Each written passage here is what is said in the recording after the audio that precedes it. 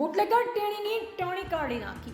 પોલીસવાળાને સ્કોર્પિયોથી ટક્કર મારનાર ઝડપાયો, જે પોલીસને મારવાની ધમકી આપી તેની સામે જ બેસવા આજીજી કરવી પડી।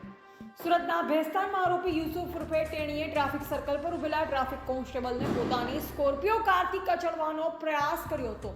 પહેલા કારને 10 મિનિટ સુધી ગોળ ગોળ ફેરવી અને બાદમાં આરોપીએ કારથી પોલીસની પીસીઆર બોલેરો સાથે ભયાનક અથડામણ કરી। આ ઘટના બાદ આરોપી કાર સાથે ફરાર થઈ ગયો, જેની સુરત ભેસ્તાન પોલીસે ભેસ્તાન રેલવે સ્ટેશન નજીકથી ધરપકડ કરી। પોલીસની સર્વિસ બાદ ટેણી સરખી રીતે ચાલી પણ શકતો નહોતો, જે પોલીસ કર્મીને મારી નાખવાની ધમકી આપી તેની સામે જ બેસવા આજીજી કરતો નજરે પડ્યો હતો। સુરતના ભેસ્તાન વિસ્તારમાં પોતાનો વિસ્તાર દાદા સમજી બેસેલા યુસુફ ટેણીએ ગતરોજ પોતાની સ્કોર્પિયો કારથી ટ્રાફિક કોન્સ્ટેબલને કચડવાનો પ્રયાસ કર્યો, જે બાદ પોલીસની પીસીઆર બોલેરો સાથે ભયાનક અથડામણ કરી ફરાર થઈ ગયો। આરોપી ટેણીને પોલીસે ભેસ્તાન રેલવે સ્ટેશન નજીકથી ઝડપી પાડ્યો, જે પગથી સ્કોર્પિયો કારને એક્સિલેટર આપી પીસીઆર વાનને બે વાર ટક્કર મારી પોલીસ કર્મીઓ પર જીવલેણ હુમલો કર્યો। એ જ પગથી સારી રીતે ચાલી શકતો નહોતો। ભેસ્તાનમાં પોલીસ પર હુમલો થવાની ઘટના સામાન્ય ઘટના ન હતી।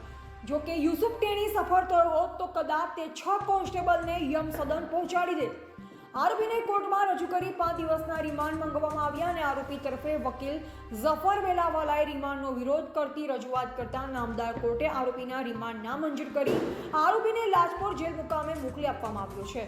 આરોપી તરફે રિમાન્ડ અરજીમાં બચાવ અંગેની કાર્યવાહી વકીલ ઝફર કે બેલાવાલા તથા વકીલ પ્રદીપ સોનીએ કરી હતી। સુરત શહેરમાં 3 અને વલસાડના પારડીમાં એક મળી કુલ 4 થી વધુ ફરિયાદ બુટલેગર યુસુફ વિરોધ નોંધાઈ ચૂકી છે। પોતાને વિસ્તારનો દાદા સમજી રહેલ યુસુફની ધરપકડ બાદ ચાલ બદલાઈ ગઈ। પોલીસ સર્વિસ બાદ યુસુફ સારી રીતે ચાલી શકતો નહોતો, વારંવાર બેસવા માટે આજીજી કરી રહ્યો હતો, જેને પોલીસને મારી નાખવાની ધમકી આપી તે જ પોલીસ સામે તે બેસવા માટે રજૂઆત કરતો નજરે પડ્યો।